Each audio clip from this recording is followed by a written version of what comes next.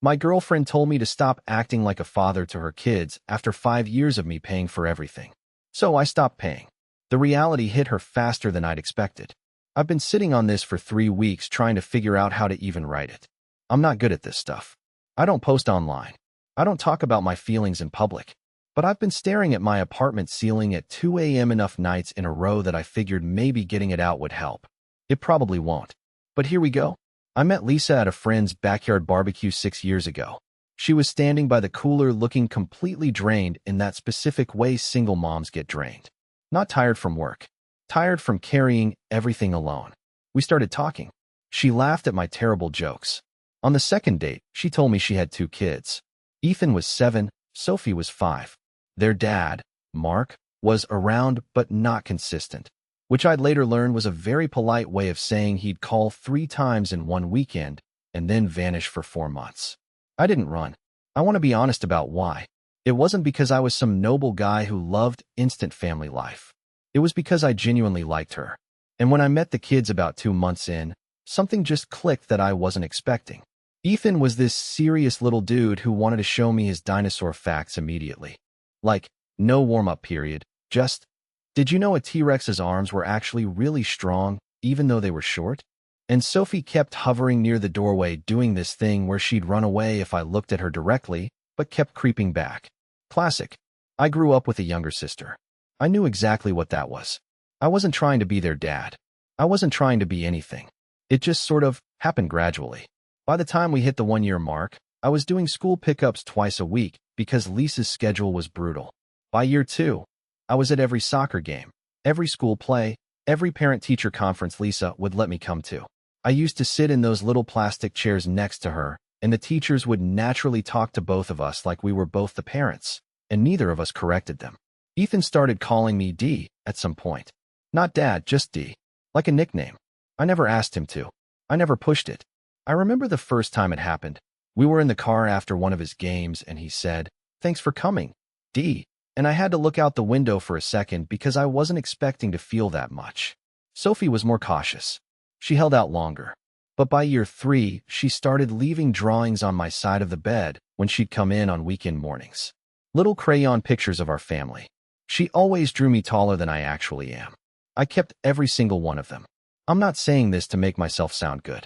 I'm saying it so you understand what I thought was real. The financial stuff crept up on me slowly, and I let it, which is on me. First, it was just little things. Covering groceries when Lisa was between paychecks. Getting the kids new cleats when theirs wore out. Normal stuff. Then came the school conversation. Lisa had been stressed about where Ethan was going for middle school. The public options in their zone weren't great, and she'd been looking at a few private schools in the Buckhead area. She showed me the numbers one night almost apologetically, like she wasn't sure why she was even bringing it up. I looked at the tuition sheet. Ethan's school, a well-regarded private school, the kind with a waiting list and a plaid uniform, ran $22,500 a year. Sophie's, a smaller private elementary that fed into the same system, was $20,000 a year. I didn't flinch. I said, let's do it. I'm still not entirely sure why I said it that easily. I think I wanted to be the guy who could. I think I liked being needed. I'm being honest here because I said I would be. We split it at first, or that was the idea. Lisa covered what she could, which worked out to about 1/3 of Sophie's tuition. The rest quietly became mine over the following 2 semesters. There was always a reason. A slow month. A car repair. I told myself it was temporary. By year 4 it wasn't temporary anymore. It was just the arrangement. Between both kids, that was over $42,000 a year in tuition alone. I didn't let myself do that math out loud very often. Then Ethan needed braces, $4,200, half up front. Lisa was stressed, and I just said don't worry about it. Because they were my kids. That's how I thought about it. My kids. Sophie needed therapy after a rough patch at school, some friendship fallout that hit her harder than it should have. $150 a session, twice a month. I added it to the list without really thinking about it. I put both of them on my work insurance because Lisa's plan through her job had a terrible copay situation, and it just made sense. Practically speaking, it just made sense. I'm not going to list every single thing because this post would be 40 pages long, but the rough tally I did a few months ago came out to somewhere between $190,000 and $210,000 over 5 years. The tuition alone was the biggest chunk. Then the insurance premiums, extracurriculars, a car for Lisa, phones, the therapy, groceries, a family vacation to the coast that I paid for entirely. I covered about 70% of the rent on the apartment we shared because my income was higher. Here's the thing. I didn't resent it at the time. I want to be clear about that. I thought I was investing in my family. I passed on a promotion that would have moved me to another city. I put off buying my own place. I told myself those were choices I was making freely. That should have made me think harder about what I actually expected in return. There were signs. I can see them clearly now. Lisa never introduced me as a stepdad. Never. It was always my partner or my boyfriend. I told myself it was because we weren't married yet, which was its own thing we kept not talking about. But she'd been with me for 5 years, and the marriage conversation always somehow became a conversation about timing, about stress, about let's just get stable first. The school forms. She always filled out the emergency contact forms herself. I'd offer. She'd say she had it handled. I was never listed as a guardian anywhere official. She said my kids constantly. Never our kids. I noticed, and then I'd talk myself out of caring about it. Mark, the bio dad, would drift in and out every few months. Take them for a weekend. Miss 3 in a row. Show up for a birthday. Lisa would get tense when he was around, and I told myself it was because dealing with an ex is complicated. I didn't want to be that insecure guy who makes her past into a problem. I wish I'd paid more attention to what was actually being built here. Or rather, what wasn't. The conversation happened on a random Tuesday. That's the part that still gets me. It wasn't a big dramatic night. It was just dinner. We were having spaghetti. Ethan had brought up wanting to visit Lisa's parents for the holidays, and we were loosely talking through the logistics, and somehow the subject of Ethan's winter soccer league came up. Registration was coming due. I'd been planning to just handle it like I always did, and Lisa got this look. I've been with her long enough to know that look. It means she's been holding something, and she's deciding whether to put it down. She put it down. I've been thinking, she said, that maybe you've been getting a little too involved in the parenting decisions. Like the soccer thing. Ethan told his coach you'd be the main contact. I should be the main contact.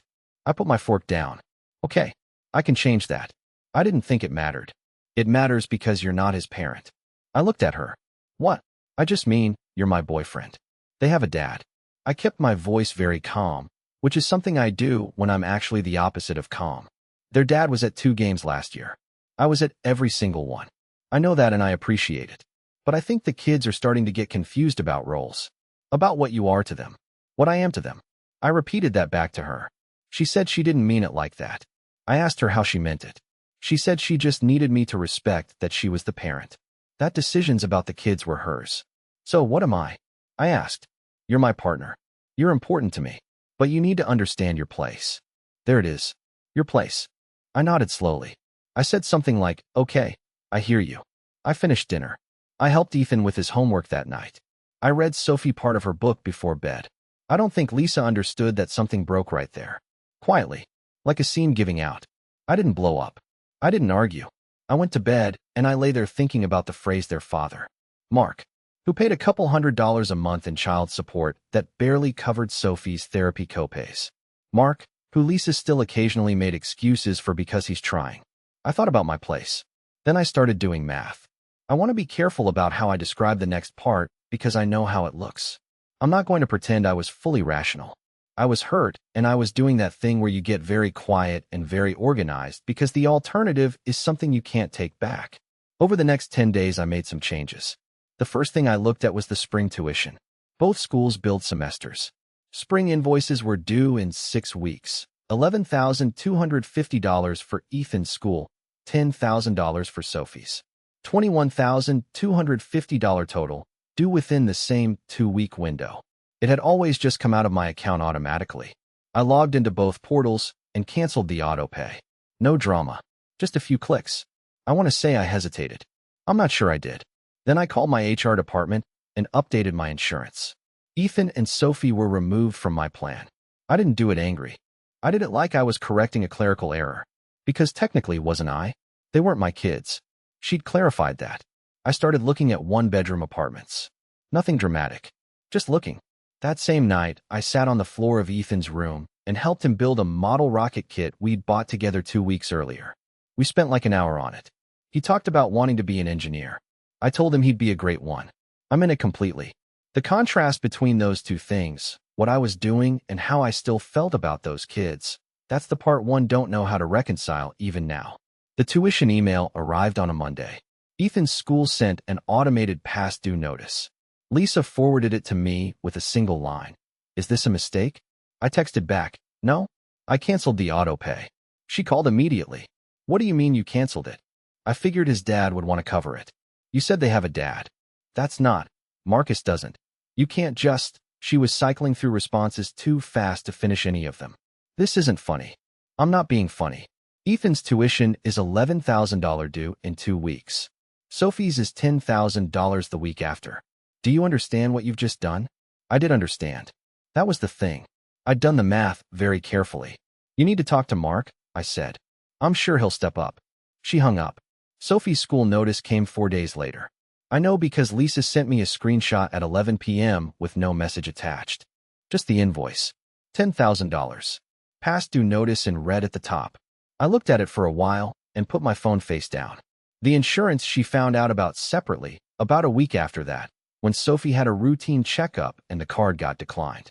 Lisa called me from the parking lot of the pediatrician's office. She was somewhere between furious and panicked, which I understood. I did, and there's a part of this I'm not proud of. I let her sit in that panic a little too long before I told her I'd call in a card for just that visit. Her mother got involved within the week. I got a voicemail that I will not repeat verbatim.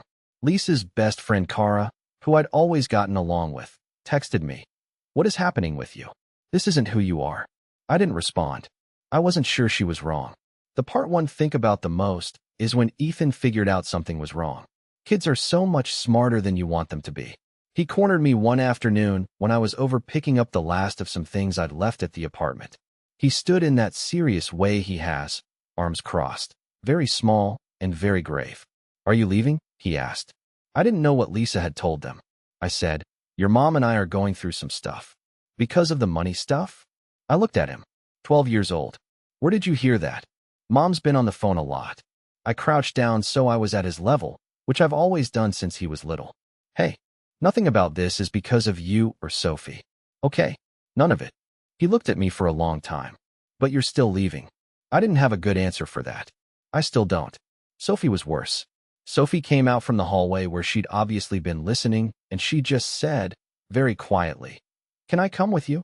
That was the moment. Right there. That's the one that lives in my chest. I said, oh bug. No, this is your home. And I hugged her, and she held on longer than she usually does, and when she finally let go her face was just, I can't describe it.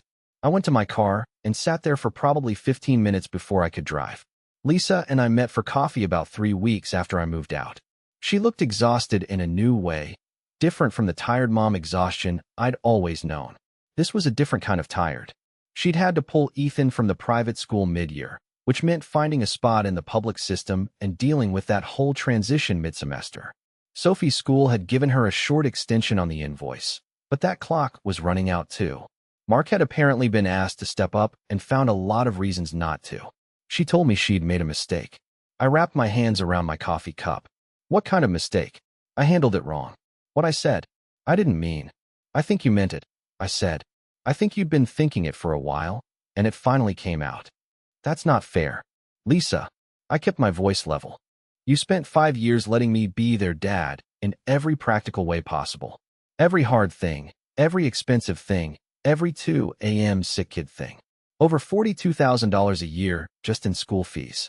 And the moment I started feeling like that meant something, like I had a place in this family, you told me to know my place. I paused. You didn't make a mistake. You clarified something. I just wish you'd done it earlier. She cried. I didn't. Not there. We didn't fix anything. I didn't expect to. I have a 1-bedroom now. It's quiet. It's mine. I bought myself a good coffee maker because I always wanted one and Lisa was a tea person. I don't regret leaving. I think I needed to. I'm still not sure about some of the other stuff. The insurance. I tell myself it was justified. And then at 3 a.m. I think about Sophie in that parking lot, and I feel like a stranger to myself. The tuition, $21,250 canceled with a few clicks. 2 kids pulled out of schools they loved. And I tell myself Lisa made that choice when she said what she said. Some nights I believe that. There's no clean version of this story where I'm the good guy entirely. I know that. I was paying for a family I was never actually going to be made a full part of. And maybe I stayed so long because being needed felt like belonging, and I confused the two. That's on me. What I do know is that I thought I was building something permanent. I sacrificed real things, a promotion, my own place, years of savings, for something I believed was real. And I was wrong about what it was. And she let me be wrong for 5 years because it was convenient. Losing Lisa, honestly? That part I'll recover from. But Ethan at some school science fair I won't know about. Sophie leaving crayon drawings for someone else someday. That's the part that doesn't have a clean edge to it. That's the part I'm still figuring out what to do with. Some endings don't happen in one moment. They happen after years of feeling taken for granted. If you enjoyed this story, subscribe for more relationship drama, family conflicts, and morally messy situations.